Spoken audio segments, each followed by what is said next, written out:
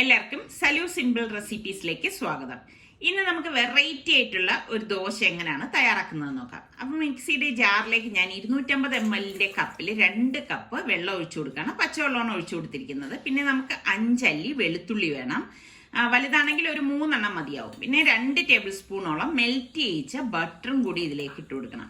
ഇട്ടുകൊടുത്ത ശേഷം നമുക്ക് പാകത്തിനുള്ള ഉപ്പും ഏകദേശം 1/2 ടീസ്പൂൺ കായപ്പൊടിയും കൂടി ഇട്ട് കൊടുക്കാം. കായപ്പൊടിയുടെ അളവ് കൂടണ്ട. ഇനി നമുക്ക് 1 കപ്പ് റവയാണ് ഞാൻ ഇവിടെ എടുത്തിരിക്കുന്നത്. വറുത്ത റവയോ വറുക്കാത്ത റവയോ ഏത് വേണമെങ്കിലും എടുക്കാം. പിന്നെ നമുക്ക് വേണ്ടത് ഗോതമ്പ് മാവാണ്. ഞാനിവിടെ 1/2 കപ്പ് ഗോതമ്പ് മാവും കൂടി ഇട്ട ശേഷം നമുക്കിതൊന്ന് അടിച്ചെടുക്കാം. അപ്പൊ ജസ്റ്റ് ഇതൊന്ന് അടിച്ചെടുത്താൽ മതി. ഇപ്പൊ നമ്മളുടെ ബാറ്റർ ഇവിടെ റെഡി ആയിട്ടുണ്ട്. അത് ഞാനൊരു ബൗളിലേക്ക് ഒഴിച്ചു കൊടുക്കാണ്.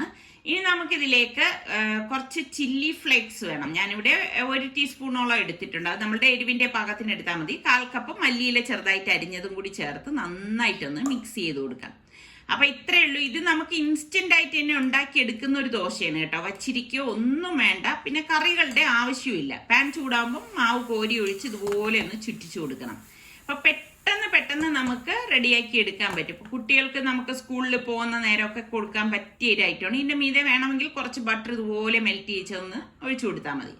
അപ്പൊ ബട്ടർ വീണ്ടും നമ്മൾ ചേർക്കുമ്പോൾ ഒരു പ്രത്യേക ടേസ്റ്റ് ആണ് കേട്ടോ. ഒരു നാനൊക്കെ കഴിക്കുന്ന ഒരു ഫീല് കിട്ടും ഈ ഒരു ദോശയ്ക്ക്. ഞാൻ ദോശ എന്ന് വേണമെങ്കിൽ ഇതിനെ പറയാം കേട്ടോ. അപ്പൊ ട്രൈ ചെയ്യാത്തവർ ഈ രീതിയിലൊന്ന് ട്രൈ ചെയ്ത് നോക്കണം. ഉറപ്പാണ് നിങ്ങൾക്ക് ഇഷ്ടപ്പെടും. വളരെ സിമ്പിൾ അല്ലേ ഈ ഒരു ദോശ ഉണ്ടാക്കാനായിട്ട്. അപ്പൊ നമ്മളുടെ ചാനൽ കണ്ടുകൊണ്ടിരിക്കുന്നവരിൽ സബ്സ്ക്രൈബ് ചെയ്യാതെ കാണുന്ന ആരെങ്കിലും ഒക്കെ ഉണ്ടെങ്കിൽ നിങ്ങൾക്ക് നമ്മളുടെ ചാനൽ ഇഷ്ടപ്പെട്ടാൽ സബ്സ്ക്രൈബ് ചെയ്യാനും ആ ബെല്ലൈക്കൺ പ്രസ് ചെയ്യാനും ഒന്നും മറന്നു വരുതേ. എങ്കിൽ മാത്രമേ ഞങ്ങൾ വീഡിയോസ് ഒക്കെ പോസ്റ്റ് ചെയ്യുന്ന സമയത്ത് നിങ്ങൾക്ക് നോട്ടിഫിക്കേഷൻ കിട്ടുകയുള്ളൂ.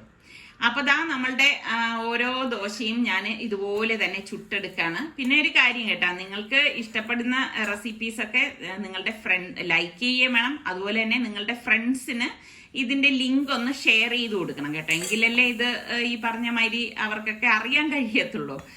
അപ്പോൾ നമ്മളുടെ ദോശയെല്ലാം ഞാൻ ഇവിടെ ഇങ്ങനെ ചുട്ടെടുത്തോണ്ടിരിക്കുകയാണ്. അപ്പൊ അടിപൊളി നല്ല സിമ്പിൾ ആയിട്ടുള്ള വെറൈറ്റി ദോശ ഇവിടെ റെഡി ആയിട്ടുണ്ട്. അപ്പൊ ഇത് വളരെ സോഫ്റ്റ് ആയിട്ടുള്ള ദോശയാണ്. ഞാൻ കാണിച്ചു തരാം. അപ്പൊ ഇനി നമുക്ക് അടുത്ത് ഇതുപോലെയുള്ള സിമ്പിൾ റെസിപ്പി ആയിട്ട് വരുന്നത് വരെ എല്ലാവർക്കും ബൈ.